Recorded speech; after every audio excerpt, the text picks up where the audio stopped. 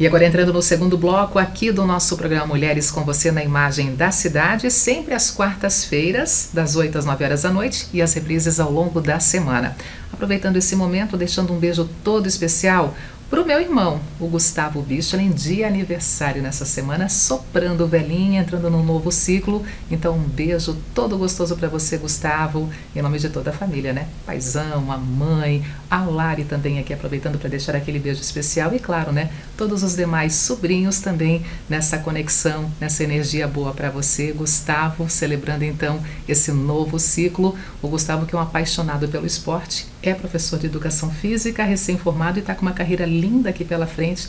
Então a nossa vontade é que você continue assim, ó, focado e fazendo muito bem para o próximo, para os seus alunos, nesse momento também de amor pela educação e escolhendo a educação física para transformar vidas. E por falar em educação física, por falar em esporte, por falar em momento Olimpíada, tá valendo essa pauta a partir de agora também aqui no nosso programa, esse espírito olímpico, mas aí cuidando da nossa saúde, indo ao encontro de uma alimentação certa, correta para atletas e para não atletas. Tá bem amplo essa pauta aqui com a minha convidada, a Luana dos Santos, que é nutricionista esportiva. Luana, tudo bem? Seja bem-vinda. Tudo certo, Denise, obrigada pelo convite. Pois é, e é um convite mesmo, a gente poder entrar nesse espírito olímpico, os Jogos Olímpicos acontecendo e ao mesmo tempo trazendo um pouquinho para nossa educação, reeducação ou aprendendo com os atletas nessa relação justamente com a qualidade dos nossos alimentos. É um bom momento, né, para a gente poder rever muita coisa. Com certeza, né, Denise? Eu acho que sempre quando a gente fala de esporte, a gente consegue trazer um pouco ali da saúde e da qualidade de vida, né? É claro que os atletas que estão ali no nível, né, das Olimpíadas, a gente não pode dizer que são atletas sinônimos de saúde, né? Afinal, o atleta, ele tem um desgaste físico muito grande, né? Então, a gente como nutricionista, a gente tenta fazer ao máximo, né, o possível para que esse atleta consiga ter uma ingestão calórica adequada, consiga ter um suporte nutricional adequado para estar no máximo dele de performance, né, que ele consiga dar o máximo do desempenho dele sem lesões, sem se prejudicar, né. Mas acho que com as Olimpíadas, né, em alta agora, a gente consegue ver muito essa questão da qualidade de saúde, né? Então a gente se cuidar além, né, do que eles se cuidam. Pois é, e assim, quando, por exemplo, vai ao encontro de um profissional da tua área, um nutricionista esportivo, para cada atividade é um olhar diferente, para cada atleta é um olhar diferente, quando falamos naquela competição individual ou na competição em equipe também, pensando como um todo, como é que é essa relação, por exemplo, entre um nutricionista esportivo e um atleta?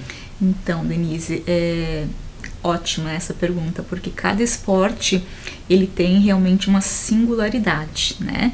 Então cada esporte demanda da gente um olhar diferente.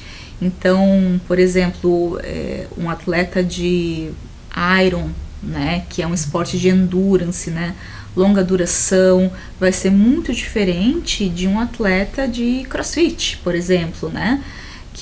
Que são provas menores, são curtas, curta duração, alta intensidade, então o estímulo é diferente, as estratégias são diferentes, né? A ingestão calórica é diferente, o planejamento alimentar é diferente, assim como os treinos também são diferentes, né? Então a gente sempre tem que olhar para esse atleta de uma forma individual, né? E até mesmo se a gente trabalhar com, por exemplo, time de vôlei, time de futebol, né? Um esporte em conjunto, né? Ainda assim, se eu trabalhar com 2 atletas de vôlei, eu vou trabalhar com estratégias e planejamentos diferentes, porque cada indivíduo é o próprio nome, né? Indivíduo é um ser único. Então a gente tem que olhar para esse indivíduo, para esse atleta, de uma forma singular mesmo, a gente não tem como generalizar. Ô Luana, muda também muito se estamos falando de um homem ou de uma mulher dentro do mundo do esporte, e principalmente a questão da idade também desse atleta também interfere no olhar para a alimentação dele? Com certeza. Esse é um dos fatores principais que a gente tem, né, Denise? Então, o homem, um atleta masculino, sempre vai ter uma ingestão calórica maior, vai ter um gasto energético maior, né? E nós, mulheres, atleta mulher, vai ser completamente diferente, né? Ingestão calórica menor, altura influencia, tudo a gente tem que olhar realmente de uma forma singular para conseguir dar um suporte adequado para aquele atleta, seja homem, seja mulher, altura, peso, tudo influencia muito. Saindo das Olimpíadas, que são para poucos, levando em consideração no universo que vivemos, né? São alguns que estão lá nos representando muito bem e que façam isso com medalha ou sem medalha, são vitoriosos porque chegaram até lá nas Olimpíadas. Mas assim, no nosso dia a dia, para quem, por exemplo, faz aquela corrida do fim de tarde, a corrida do final de semana, para quem já está focado realmente agora nessas provas de corridas que acontecem com muita frequência aqui na nossa região, também é um cuidado especial, também é uma dedicação muito grande, por exemplo, nesse momento da relação, né, da própria dieta alimentar, do contexto alimentar com esse atleta? Com certeza, Denise.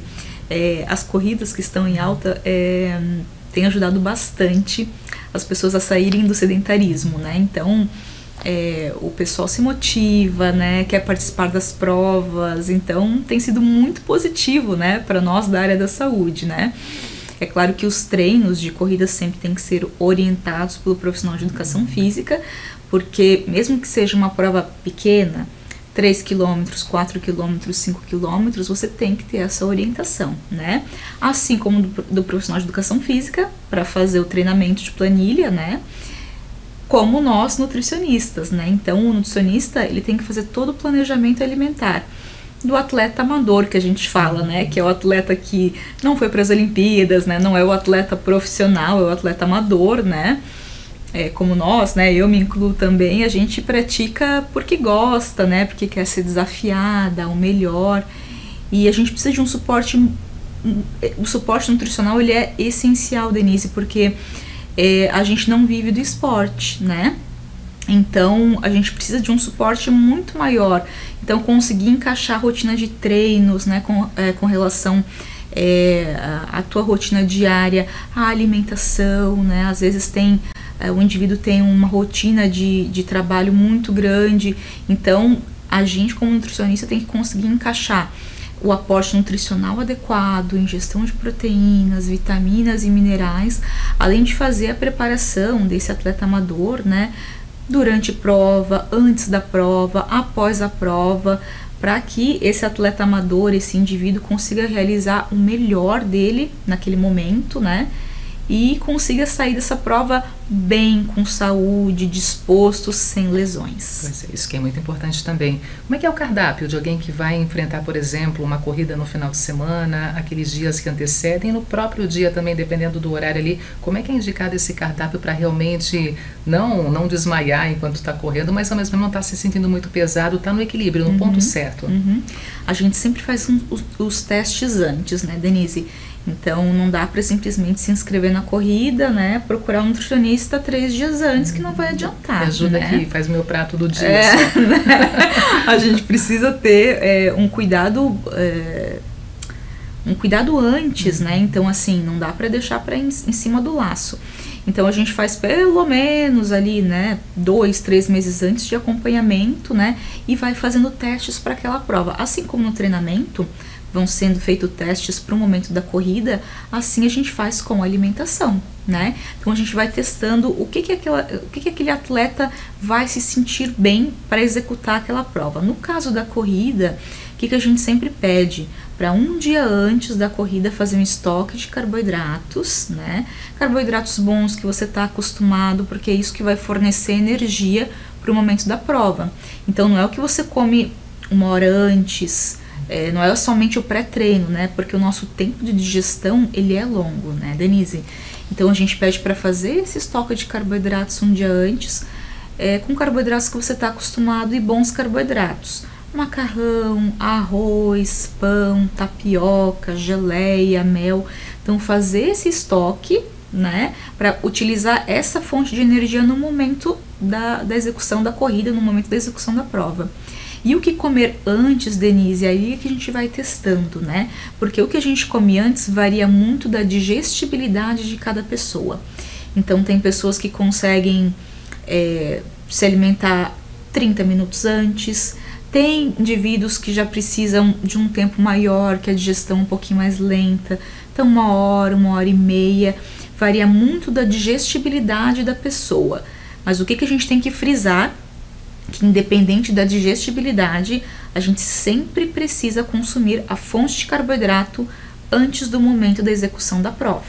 Então, tapioca, pão, mel, geleia, frutas, sucos de frutas, são algumas opções que a gente consegue colocar para a pessoa consumir antes. O que a gente tem que evitar, né, Denise? Alimentos que já dificultam a digestão, porque o carboidrato, a digestão dele é rápida, né? Então é fácil. Então, quanto mais rápida e fácil a digestão, melhor, porque a gente não vai sentir aquele alimento voltando durante a prova, não vai sentir desconforto. Então, o que a gente tem que evitar antes? Alimentos que têm a digestão mais lenta, fibras, gorduras, proteínas, são os 3 tipos de alimentos, de nutrientes que a gente tem que evitar antes de treinar, para a gente não ficar sentindo esse alimento durante a execução do treino. Faz a diferença, né? Faz muita diferença. E a hidratação? Também antes, durante e depois, a recomendação, o que realmente é indicado. E quando a gente pensa assim, somente água, posso substituir essa água de repente por uma outra opção também? Maravilha. Hidratação, de qualquer forma, a gente tem que hidratar com água durante o dia. Então a gente faz primeiro um cálculo bem simples para qualquer indivíduo, né?